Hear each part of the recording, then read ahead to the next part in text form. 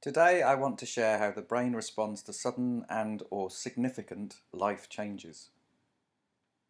Hi, I'm Anton Ashcroft, a registered psychologist with over 27 years of experience working with people in crisis. Divergent thinking's goal is to help people get people, and we do this through helping people understand the neuroscience of their brain.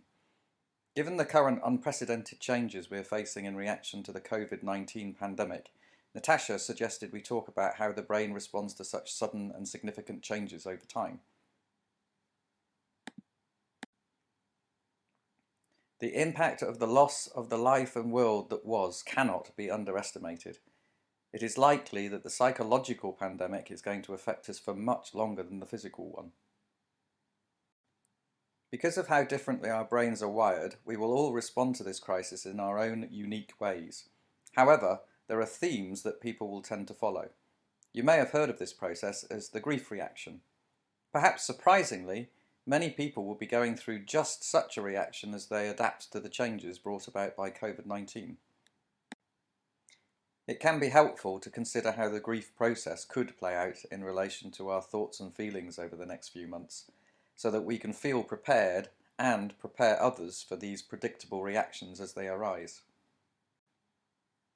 It might not seem like it, but the first 2 to 3 weeks of lockdown is essentially the honeymoon period, known in the grief cycle as the denial phase, where we can make ourselves still feel safe and in control by getting into rapid action.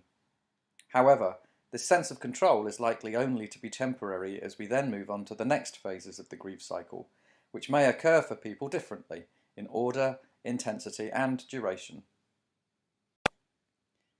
The sadness or loss phase. This is when we've now set up our new routines and done the doing, and have more time to reflect on how things used to be and everything that we've lost. The anger and overwhelm phase. As we try to comprehend the enormity of the changes and uncertainty we face in the future, it is completely natural to feel overwhelmed.